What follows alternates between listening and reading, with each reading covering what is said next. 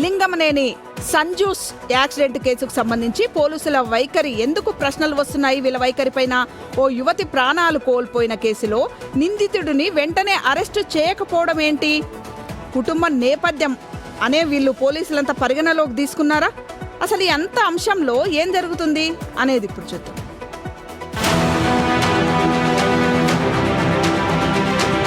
Inorbit mall దగ్గర లింగమనేని సంజూస్ చేసిన rash negligence driving తో ఓ యువతి బలైపోయింది. ఈ కేసు చుట్టూనే ఇప్పుడు హాట్ డిబేట్ నడుస్తోంది. ఈ కేసులో లింగమనేని సంజూష్ పై BNS 106(1) కింద కేసు నమోదైంది. ప్రమాదం తర్వాత పోలీసులు ఆల్కహాల్, డ్రగ్స్ పరీక్షలు నిర్వహించగా నెగిటివ్ గా వచ్చాయని, 7 ఏళ్ల లోపు శిక్ష పడే కేసుల్లో వెంటనే అరెస్టు తప్పనిసరి కాదు అని పోలీసులు చెబుతున్నారు. అయితే ఇక్కడే అసలు డిబేట్ మొదలవుతోంది. సామాన్యుడు ఇదే కేసులో ఉంటే ఇదే విధానం ఉండేదా? నోటీసులతోనే విచారణ కొనసాగిస్తే బాధిత కుటుంబానికి న్యాయం జరుగుతుందన్న నమ్మకం ఎలా కల్పిస్తారన్న ప్రశ్నలు వస్తున్నాయి.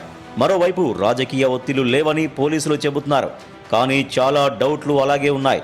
FIRలో పూర్తి పేరు లేకపోవడం, ఎంత స్పీడ్లో వెళ్ళాడు, ర్యాష్ డ్రైవింగ్ సీసీ ఫుటేజ్ బయటకు రాకపోవడం, స్టేషన్ బెయిల్ ఇచ్చి పంపడం, ఆగస్టు 16న ఘటన జరిగితే కేసు వేయడానికి లేట్ కావడం, సంజూష్కు చేసిన టెస్టు రిపోర్టులు బయట పెట్టకపోవడం ఇవన్నీ కీ ఫ్యాక్టర్గా మారుతున్నాయి.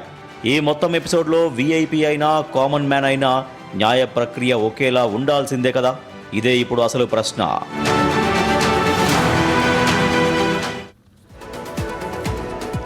ఎంపీ కొడుకు కాబట్టి కొంచెం స్పెషల్ ట్రీట్మెంట్ ఉంది. ఎంపీ కొడుకనే కదా, ఏ VIP కొడుకులు ఇట్లా చేసినా కూడా పోలీసులు స్పెషల్గానే చూసుకుంటారు వాళ్ళని. ఎందుకంటే వాళ్ళు కామన్ మ్యాన్ కాదు కదా. చట్టాలు అనేవి అందరికి ఒకటే ఉంటాయని మనం చదువుకుంటాం, కానీ చట్టాలు అందరికి ఒకటి ఉండవు.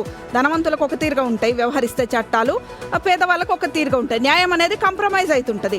ఇంకా నయ్యము ఇప్పుడు ఎంపీ కొడుకులోనైనా అబ్బాయి కొంచెం రెస్పాన్సిబుల్గా యాక్సిడెంట్ కాగానే అమ్మాయిని హాస్పిటల్కి తీసుకుపోవడమో, లేకపోతే బ్రీత్ ఎనలైజర్కో, డ్రగ్ టెస్ట్కో సహకరించిండు. ఇంకా చాలా చోట్ల అట్లా జరగని కూడా జరగవు. అవన్నీ కూడా మసిబూసి మారడికాయ చేసేస్తుంటారు. ఎందుకంటే వాళ్ళని సేవ్ చేయాలి కదా. ఆ సేవ్ చేసే పాత్ర పోలీసులే పోషిస్తుంటారు చాలా సార్లు. కాబట్టి ఎందుకు ఇట్లా జరుగుతుంది? ర్యాష్ డ్రైవింగ్ చూసినప్పుడల్లా బాధ అవుతుంది. ఒక ప్రాణం కోల్పోతుంది అక్కడ. ఇప్పుడు అమ్మాయి చూడాలి, పేద అమ్మాయి, ఆ అమ్మాయి ఆధారంగానే కుటుంబం నడుస్తుంది. ఇప్పుడు అమ్మాయికి ఎవరు రెస్పాన్సిబుల్? అమ్మాయి ప్రాణాన్ని తిరిగి తెచ్చేయగలరా? VIPలు కూడా మీకు ముద్దు మురిపం మీ పిల్లల మీద ఉండొచ్చు, మీరు కాస్ట్లీ కార్లు కొనియొచ్చు, కానీ ఒక డ్రైవర్ని పెట్టండి. లేకపోతే మీ పిల్లలు అడ్డగోలుగా రోడ్ల మీద కార్లు నడిపి ఎవరినో గుద్దితే సామాన్యులు చచ్చిపోతున్నారు అక్కడ. ఒక మీకు చాలా డబ్బు ఉండొచ్చు, డబ్బుతో ప్రాణం కొనగలరా? ఇవన్నీ కూడా ఆలోచించాలి. కొంచెం VIPలు మీ కొడుకులను అదుపులో పెట్టుకోండి. ఒక్కరు కాదు, ఇద్దరు కాదు. ఈ మధ్యకాలంలో ఏపీలో చూసినా, తెలంగాణలో చూసినా ఈ VIP కొడుకుల ఇష్యూలు అనేవి పెరిగిపోతున్నాయి. ర్యాష్ డ్రైవింగ్లలో వాళ్ళే, డ్రగ్స్ ఇష్యూలలో వాళ్ళే. మీ పెంపకాన్ని ఒకసారి మీరు ప్రశ్నించుకుంటే బాగుంటుంది. ఈ విషయంలో కూడా న్యాయం ఖచ్చితంగా అమ్మాయి కుటుంబానికి న్యాయం చేయాలి. ఇట్లాంటి VIP కొడుకులు ఎవరినన్నా ర్యాష్ డ్రైవింగ్, హిట్ డ్రైవింగ్తోని డాష్ ఇస్తే ఆ కుటుంబానికి పెద్ద ఎత్తున న్యాయ సహాయం చేయాలి. ఎందుకంటే వాళ్ళు ఎవరో పేదలు ఉంటారు, వీళ్ళతో కొట్లాడే శక్తి ఉండదు. రేపటినాడు ఆ కేసు అనేది క్లోజ్ అయిపోతుంది. కాబట్టి వాళ్ళకు న్యాయ సహాయంతో పాటు ఆర్థికంగా కూడా సహకారం అందించాల్సిన బాధ్యత వాళ్ళ మీదనే ఉంటుంది. ఎవరైతే యాక్సిడెంట్ చేసారో వాళ్ళ నుంచి వసూలు చేసి వీళ్ళకి న్యాయ సహాయం ఇవ్వాలి, ప్లస్ ఆర్థికంగా కూడా సహకారం అందించారు. అదే అంటే ఆ ప్రకటన అయితే వస్తుంది. లింగమనేని రమేష్ వాళ్ళ ఫ్యామిలీ నుంచి ఏమొస్తుందంటే, సరే ఆ కుటుంబాన్ని ఆదుకుంటామని చెప్తున్నారు. కానీ పోయిన ప్రాణాన్ని ఎవరు తీసుకురాలేరు. అమ్మాయికి ఎంతో భవిష్యత్తు ఉంది, ఎన్నో కళలు ఉంటాయి, తన లక్ష్యాలు కూడా ఏమేమి ఉంటాయి. సో అది నిజంగా ఇది ర్యాష్ డ్రైవింగ్ పైన కేసు అయితే నమోదైంది. BNS సెక్షన్ 106(1) ప్రకారం ర్యాష్ డ్రైవింగ్ కింద కేసు పెట్టారు. ఓకే, కానీ నిజంగా ప్రొసీజర్ ప్రకారం జరుగుతుందా? ఒకవేళ అది కావాలని చేసిన యాక్సిడెంట్ కాదు, ఉద్దేశపూర్వకంగా చేసిన యాక్సిడెంట్ కాదు కాబట్టి సెక్షన్ ఈ రకంగా వర్తింపజేశారు. ఓకే, అదే ఒక నార్మల్ పర్సన్ చిన్న యాక్సిడెంట్ చేసినా కూడా పోలీస్ స్టేషన్లో రోజులు వచ్చి కూర్చోబెడతారు.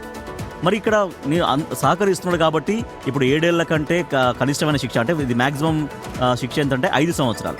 5 సంవత్సరాల శిక్ష కాబట్టి తను సహకరిస్తున్నాడు కాబట్టి ఇమ్మీడియట్గా అరెస్టులు, అంత తొందరగా అరెస్టులు అవసరం లేదు. ఒకవేళ సాక్ష్యాధారాలు తారుమారు చేస్తేనో, లేకపోతే ఇంకా లేని ఏమైనా సృష్టించుతున్నో, ఉన్నవి ఏమైనా పోగొడుతున్నో, అటువంటి కండిషన్లో అరెస్టు చేస్తాం. కానీ ఇప్పుడు సహకరిస్తున్నప్పుడు పెద్దగా అరెస్ట్ చేయాల్సిన అవసరం లేదనేది పోలీసుల నుంచి వస్తున్నటువంటి వెర్షన్. కానీ చట్టం అందరికీ ఒకేలాగా ఉంటుందా? ఇదే లింగమనేని రమేష్ కొడుకు కాకుంటే ఎవరో అయితే ఇలాగే వదిలేస్తారా? పోలీస్ స్టేషన్కి వచ్చి కూర్చోబెట్టరా? అరెస్ట్ చేయరా? సో ఇప్పుడు ఇవి క్వశ్చన్స్ పోలీసులు కూడా ఎదుర్కొంటున్న పరిస్థితి. కాబట్టి ఆ అమ్మాయి ప్రాణం ఎలాగో తీసుకురాలేరు కాబట్టి చట్టం అందరికీ ఒక్కటే. ఇప్పుడు రేపొద్దున వేరే వాళ్ళు చేస్తే కూడా ఇదే విధంగా ప్రవర్తించండి పోలీసులు. లేదంటే తీసుకొచ్చి అరెస్ట్ చేయండి, పోలీస్ స్టేషన్లో కూర్చోబెట్టండి, దానికి సంబంధించినటువంటి ప్రొసీజర్ ఎట్లా చేస్తారో చేయండి అనేటువంటి డిమాండ్స్ అయితే ఇప్పుడు వస్తూ ఉన్నాయి. సో చట్టం అందరికీ ఈక్వల్ అనేది ఒక నమ్మకాన్ని కల్పించాల్సిన బాధ్యత మాత్రం పోలీసుల పైన ఉంటుందనే విషయాన్ని గుర్తు చేస్తున్నారు అందరూ. నేనేమంటా అంటే ఈ మధ్యన ఎక్కడ చూసినా సరే యాక్సిడెంట్ కేసులు ఎక్కువగా కనిపిస్తున్నాయి. యాక్సిడెంట్స్ కూడా ఎవరు చేస్తున్నారు? విఐపి అంటే మాజీ మంత్రులు, ప్రస్తుతం ఉన్నటువంటి ప్రజాప్రతినిధి యొక్క కుమారులు చేస్తున్నటువంటి ఇన్సిడెంట్స్ మనం ఎక్కువగా గమనిస్తున్నాం. దాంట్లో భాగంగానే మనం సిద్ధిరాప్పలరాజు ఇష్యూ చూసాం. అదేంటంటే సిద్ధిరాప్పలరాజు యాక్సిడెంట్ చేసిన తర్వాత అక్కడ కూడా ప్రాణం కోల్పోయారు. దానయ్య ప్రాణం కోల్పోయిన తర్వాత ఆ పర్సన్ కాకుండా వేరే పర్సన్ పెట్టి అక్కడ ఎవిడెన్స్ అన్ని మార్చేసి ఈ విధంగా చేశారని చెప్పి సిద్ధిరాప్పలరాజును కూడా అరెస్ట్ చేశారు, జైల్లో పెట్టారు. జగన్ వచ్చి మాట్లాడారు. ఆ తర్వాత ఏపీకి మరొక ఎమ్మెల్యేకి సంబంధించి ఇప్పుడు మళ్ళీ లింగం లేదు. అసలు యాక్సిడెంట్ చేశారు, ఓకే. సంజూష్ అంటే ఎవరు తెలుస్తుంది? ఎవరికి తెలియదు. అది కేవలం ఇప్పుడు మనకు తెలిసింది ఏంటంటే లింగంనేని ఒక ఇనీషియల్ పేరు ద్వారా అందరికీ తెలుస్తుంది. పోలీసులు కూడా కంప్లైంట్ ఎఫ్ఐఆర్ నమోదు చేసేటప్పుడు సంజూష్ అని చెప్పి ఎందుకు పెట్టారు, లింగంనేని అని చెప్పి ఎందుకు తీస్తారనేది ఒక వివాదంగా నడుస్తుంది. మధ్యాహ్నం బిగ్ టీవీతో కేఏ పాల్ కూడా మాట్లాడారు. ఈ విధానం కరెక్ట్ ఏంది కాదు. ఎవరైనా సరే చట్టం ఎవరికి చుట్టం కాదు. Rule is rule for all. అది అందరికీ ఒకే రకంగా వర్తించాలి. సామాన్యుడికి ఒక విధంగా, పేదవాడికి ఒక విధంగా, దానికి కూడా బిలో పోవర్టీ లైన్, బీపీఎల్ పైన కింద, లేదంటే ఉన్నత స్థాయి వర్గాలు, ఈ క్యాస్ట్ అసలు ఏది ఉండదు చట్టానికి, రాజ్యాంగానికి. ప్రతి ఒక్కరూ ఒకటే కింద భావిస్తుంటారు. కానీ ఇప్పుడున్నటువంటి వ్యవస్థలో ఎందుకు ఈ విధమైన మార్పులు తీసుకొస్తున్నారు? ధనికులు అయితే ఒక రకంగా, ఒకవేళ ఇన్ఫ్లుయెన్స్ ఉంటే ఒక రకంగా, ఇన్ఫ్లుయెన్స్ లేకుండా చిన్న వాళ్ళు అయితే కనుక చిన్న మనం రోడ్ యూటర్న్ తీసుకుంటే రాంగ్ రూట్లో వెళ్ళినా సరే తీసుకొని జైల్లో వేస్తున్నటువంటి సందర్భం, లేదంటే కేసులు బుక్ చేస్తున్నటువంటి సందర్భం. ప్రాణాలు పోతున్నాయి, ఇక్కడ ఎందుకు వెనకేసుకొస్తున్నారు అనేది ఒకటి. మనకి ఏ పాలు కూడా ఏం చెప్పారంటే సోమవారం వరకు నేను ఛాన్స్ ఇస్తాను, సోమవారం తర్వాత నేను మళ్ళీ యాక్షన్లో దిగుతానని చెప్పారు బిగ్ టీవీతో మాట్లాడుతూ.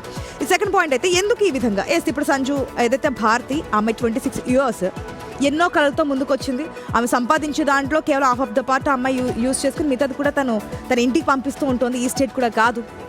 అటువంటి ఎన్నో కళలతో ఇక్కడికి వచ్చి ఉద్యోగాలు చేస్తూ ఫ్యామిలీని ఒక మహిళ అంటే యాజ్ ఎ లేడీ లీడ్ చేస్తున్నటువంటి సందర్భంలో ఆ కళలన్నింటినీ వాళ్ళు చంపేసినట్టే కదా. ఎందుకంటే కాస్త డ్రైవ్ చేసేటప్పుడు ఓవర్ స్పీడ్ కాకుండా కాస్త జాగ్రత్తగా, రోడ్డు మీద మనమే కాదు మిగిలిన వాళ్ళు కూడా ఉంటారని చెప్పి చూసుకుని డ్రైవ్ చేస్తే మీ ప్రాణాలే కాదు, మీ ప్రాణాలు ఎట్లాగా మీరు ఓవర్ స్పీడ్తో ఉంచుతారా, లేదంటే ఏ విధంగా అనేది మీ అభిప్రాయం. కానీ ఎన్నో కళలతో జీవించాలనుకున్న వారి కళలను కూడా మీరు కూల్ చేస్తున్నారే, అది ఎంతవరకు సమంజసం? ప్లీజ్ ఒకసారి రోడ్డు మీదకి వచ్చే వాళ్ళు పేద దానికంటే పక్కన పెడితే, కార్ కానీ అది 4-wheeler కానీ 2-wheeler కానీ డ్రైవ్ చేసిన వాళ్ళు ఒక్కసారి ఆలోచించండి. మీ ప్రాణాలతో పాటు పక్క వాళ్ళ ప్రాణాలు కూడా రిస్క్ లో పెడుతున్నారని. అంటే ఎగ్జాక్ట్ అది ఎక్కడో అవుట్స్కర్ట్స్ లో జరిగింది కాదు, ఇక్కడ పక్కన ఇనార్బిట్ మాల్, చాలా విపరీతంగా జనసంచారం ఉండేటువంటి ప్లేస్ లో చాలా జాగ్రత్తగా వెళ్ళాలి. సరే ప్రమాదం జరిగిందంటే సరే జరిగి ఉండొచ్చు, కానీ నిజంగా కొంత